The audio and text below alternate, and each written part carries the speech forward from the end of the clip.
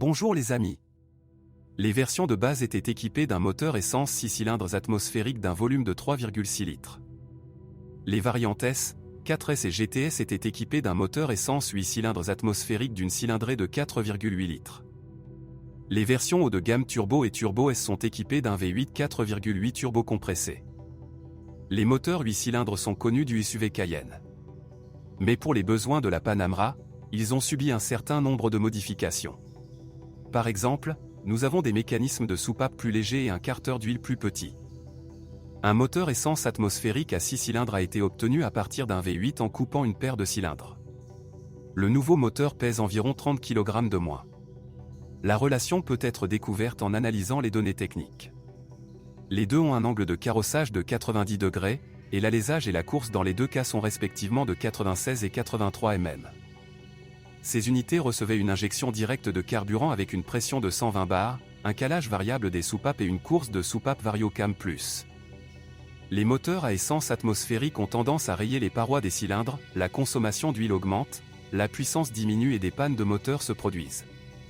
Certaines unités nécessitaient des réparations majeures après 50 000 km, même avec beaucoup de soins. Toutefois, le problème n'est pas généralisé. Le 4.8 turbo compressé de la version M48.70, utilisé jusqu'en 2013, est moins sensible aux éraflures. Mais il y a des problèmes avec la culasse due à l'usure des guides de soupape.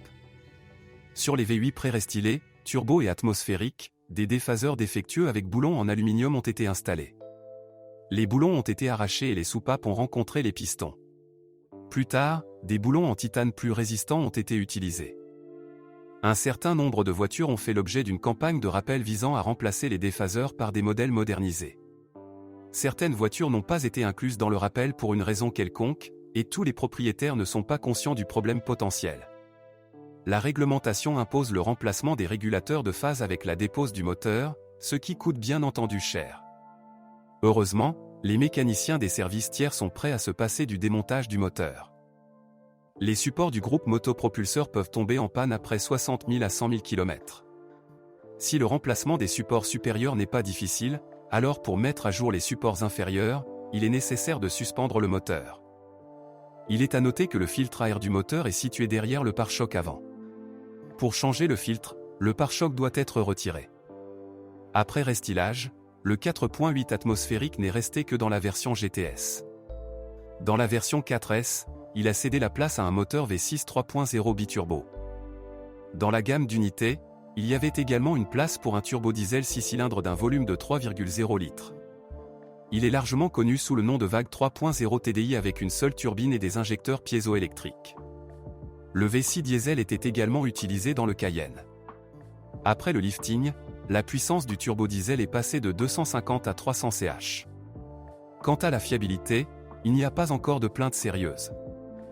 Les moteurs essence sont associés à une transmission PDK à 7 rapports de ZF.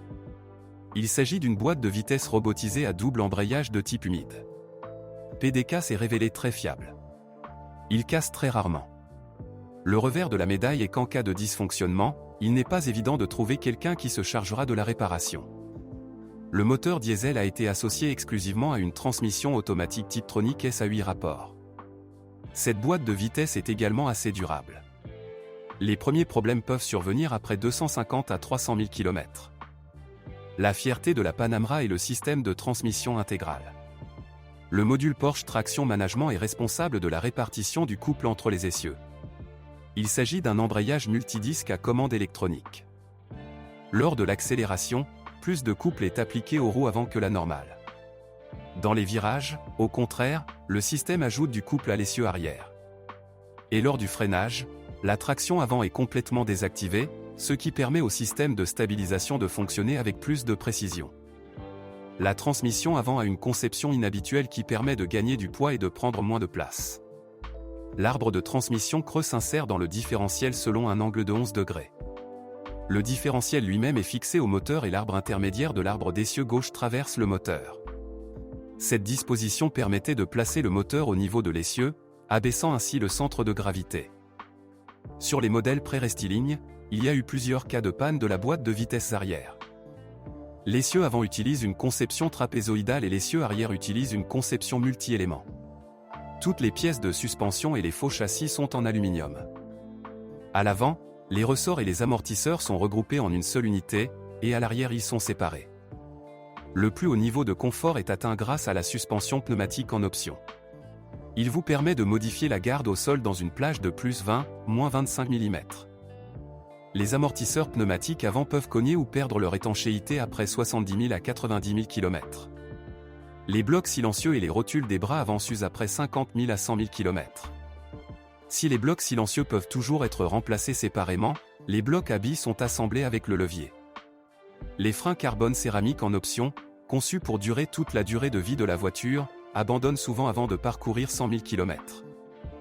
Les freins conventionnels fabriqués à partir d'une combinaison de fonte et d'aluminium sont beaucoup moins chers. Les plaquettes suffisent généralement pour 20 à 40 000 km. Et les roues atteignent 60 à 80 000 km. Tout dépend du tempérament du conducteur. Toutes les portes, le capot et le couvercle du coffre sont en aluminium et les cadres des vitres des portes sont en alliage de magnésium. De plus, les éléments de puissance du compartiment moteur, y compris la tablette d'aile, sont en aluminium. Cela signifie que les réparations après un accident ne seront pas bon marché. La Porsche Panamera, comme la Cayenne, a reçu des phares facilement amovibles. Une voiture laissée longtemps sans surveillance risque bientôt de perdre ses optiques avant. Si vous connaissez d'autres dysfonctionnements de modèle, assurez-vous d'en parler.